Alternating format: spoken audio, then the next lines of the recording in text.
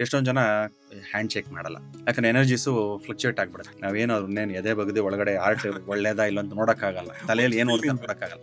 Feeling ಕೊಟ್ಬಿಡುತ್ತೆ. ಅದೇ ಆರಾ checking ಅನ್ನೋದು. ಇವಾಗ ಹೋಗಿದ ತಕ್ಷಣ ಯಾವ್ದೊಂದು ಹಾವು ಬರುತ್ತೆ ಅನ್ಕೊಳ್ಳಿ, ಅಡ್ಡ ಹೋಗ್ತಾರೆ ಒಳಗಡೆ, ಬೈಕ್ ನಾವು ಹೋಗೋದೇ ಇಲ್ಲ. ಮತ್ತೆ ಯಾವ್ದೋ ಬೆಕ್ಕು ಬರುತ್ತೆ ಅಡ್ಡ, ಏನೋ ಒಂಥರ ನೆಗೆಟಿವ್ ಎನರ್ಜೀಸ್. ಅವ್ನು ಹೋದಾಗ ಯಾರೋ ಅಳವ್ ಸೌಂಡ್ ಬರುತ್ತೆ. ಈ ಪಂಚಭೂತಗಳ ಬಗ್ಗೆ ಮಾತಾಡಿದ್ರಲ್ಲ, ಇದ್ರ ಬ್ಯಾಲೆನ್ಸು ಅಂದ್ರೆ 5 ಎಲಿಮೆಂಟ್‌ಗಳ ಬ್ಯಾಲೆನ್ಸು ಒಂದ್ ಮನೇಲಿ ಇದೆ, ಇಲ್ಲ ಅಂತ ಒಬ್ಬ ವಾಸ್ತು ಎಕ್ಸ್ಪರ್ಟ್ ಹೇಗ್ ಕಂಡುಹಿಡಿತಾರೆ? ಅಂದ್ರೆ ನೋಡ್ತಿದ್ದಂಗೆ ವಿಷುಯಲಿ ಬೆಳಕು, ಗಾಳಿ ಇದೆಲ್ಲ ಇದೆ ಅನ್ನೋದನ್ನ ಬಿಟ್ಟು ಅದಕ್ಕೇನಾದ್ರು ಒಂದು ಸೈನ್ಸ್ ಇದೆಯಾ? ಈಗ ನೋಡಿ, ಅದು ಇವಾಗ ಎಷ್ಟೊಂದು ಎಕ್ವಿಪ್ಮೆಂಟ್ಸ್ ಎಲ್ಲ ಬಂದಿದೆ ಹ್ಮ್. ಎನರ್ಜೀಸ್ ಚೆಕ್ ಮಾಡಕ್ಕೆ. ಇವಾಗ ರೇಡಿಯೇಷನ್ಸ್ ಮೀಟರ್ಸ್ ಇದೆ.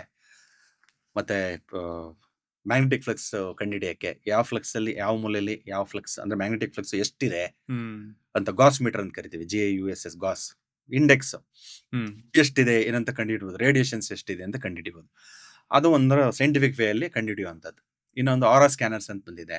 ಅದನ್ನು ತಗೊಂಡೋದಾಗ್ಲೂ that also works on Faraday's law plus magnetic induction ಮೇಲೆ ವರ್ಕ್ ಆಗುತ್ತೆ. So okay. ಅದನ್ನು ತಗೊಂಡಾದಾಗ ನಮಗೆ ಎಷ್ಟು ಎನರ್ಜೀಸ್ ಎಲ್ಲೆಲ್ಲಿ ಏನೇನು ಎನರ್ಜೀಸ್ ಇದೆ ಅಂತ ಅದು ಸೈಂಟಿಫಿಕ್ ಆಗಿ ಕಂಡುಹಿಡಿಯುವಂಥದ್ದು. ಅದು ಇಲ್ದಿರೋ ನಾವು ಟ್ರೆಡಿಷನಲ್ ಆಗಿ ಹೇಗೆ ಕಂಡುಹಿಡಿತಾ ಇದ್ರು ಅಂದರೆ ಅವರ ಒಂದು ದೈವತ್ವ ಇತ್ತು.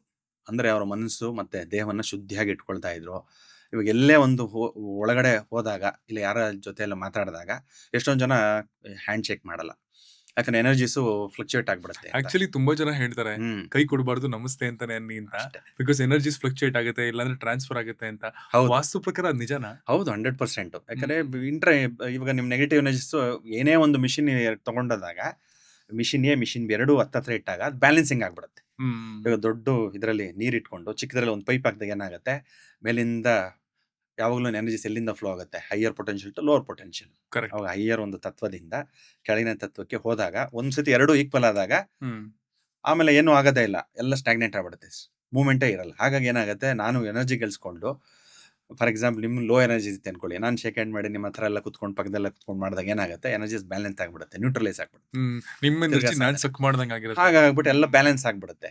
ಸೊ ಹಾಗಾಗಿ ಅದು ನೀವು ಏನೇ ಇದು ಮಾಡಿದ್ರು ಕೂಡ ಅಂದ್ರೆ ಮನೆಗಳಲ್ಲಿ ಹೆಂಗ್ ಎನರ್ಜೀಸ್ ಚೆಕ್ ಮಾಡೋದು ಅಂತ ಅವ್ರ ಮನೆಯಲ್ಲಿ ಎಂಟರ್ ಆಗ್ತಾ ಇದ್ದಂಗೆ ಇವಾಗ ನಾ ಹೇಳಿದ್ನಲ್ಲ, main door very very important.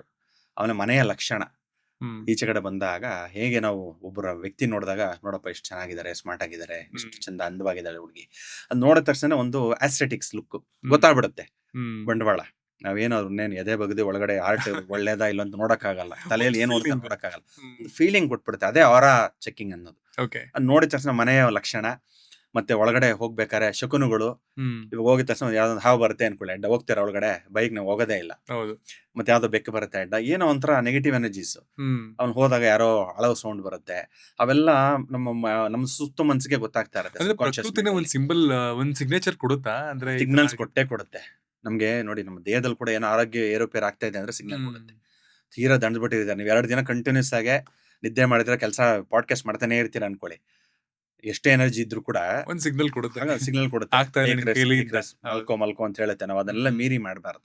ಹಾಗಾಗಿ ಆ ಏನೇ ಒಂದು ಬಯೋರಿದಮ್ ಅಂತ ಕರಿತೀವಿ ನಾವು, ಆ ಒಂದು ಸೈನ್ಸ್ ಅಲ್ಲಿ, ನೇಚರ್ ಅಲ್ಲಿ ಹ್ಮ್. ಅದು ನಮಗೆ ಹೇಳ್ತಾನೆ ಹೋಗುತ್ತೆ, ಏನು ಒಳ್ಳೇದಾ ಕೆಟ್ಟದಾ. ಹಾಗೆ ನಾವು ಮನೆ ಒಳಗಡೆ ಹೋದಾಗ್ಲೂ ಪ್ರತಿಯೊಂದು ಚೆಕ್ ಮಾಡಿದಾಗ ಒಳಗಡೆ ಅವ್ರ ವಸ್ತುಗಳು ಹೇಗೆ ಇಟ್ಕೊಂಡಿದ್ದಾರೆ.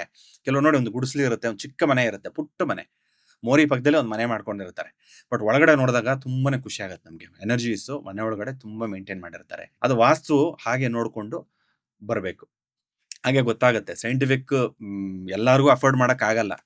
ಸೈಂಟಿಫಿಕ್ ಎಲ್ಲ ತುಂಬಾ ಕಾಸ್ಟ್ಲಿ ಅದೆಲ್ಲ ಎಕ್ವಿಪ್ಮೆಂಟ್ಸ್. ಹ್ಮ್. ಹಾಗಾಗಿ ಟ್ರೆಡಿಷನಲ್ ಮುಖಾಂತರ ಹೇಗೆ ನೋಡ್ಬೇಕು ಅಂದ್ರೆ ಒಳಗಡೆ ಹೋದಾಗ ನಮ್ಗೆ ಗೊತ್ತಾಗುತ್ತೆ ಲಕ್ಷಣಗಳು ನೋಡಿ. ಇನ್ನೊಂದೇನು ಅಂದ್ರೆ ಒಂದು ದೀಪಗಳನ್ನ ಹಚ್ಚಿಡ್ತಾರೆ ಎಲ್ಲಾ ಮೂಲೆಗಳಲ್ಲೂ. ಅಷ್ಟು ದಿಕ್ಕುಗಳಲ್ಲಿ ಒಂದು ದೀಪ ಹಚ್ಚಿಟ್ಟೆ, ಆ ದೀಪ ಹೇಗೆ ಉರಿಯುತ್ತೆ, ಏನು ಹ್ಮ್. ಹಾರೋಗುತ್ತಾ ಇಲ್ವಾ, ಅದೆಲ್ಲ ಗಾಳಿ ಹೇಗ್ ಬರ್ತಾ ಇದೆ. ಮ- ಉತ್ತರದ ಅಂದ್ರೆ ಈಶಾನ್ಯ ದಿಕ್ಕಿಂದ ಗಾಳಿ ಬಂದು ಅದು ಸೌತ್ ವೆಸ್ಟ್ಗೆ ಹೋಗ್ಬೇಕು. ಹ್ಮ್. ಮತ್ತೆ ಸೌತ್ ವೆಸ್ಟ್ ಅಂತಂದ್ರೆ ನೈಋತ್ಯ ಮೂಲೆಯಲ್ಲಿ ಹೆಚ್ಚೆಚ್ಚಾಗಿ ಕಿಟಕಿಗಳಿರಬಾರದು, ಆದಷ್ಟು ಸ್ವಲ್ಪ ಕತ್ಲಿನ ವಾತಾವರಣ ಇರಬೇಕು. ಎಲ್ಲ ಅದು ಎನರ್ಜಿ ಬ್ಯಾಲೆನ್ಸ್ ಮಾಡುವಂಥದ್ದು. ಹ್ಮ್. ಆ ರೀತಿ ಎಲ್ಲ ಇದೆಯಾ ಇಲ್ವಾ ಅಂತ ನೋಡೋ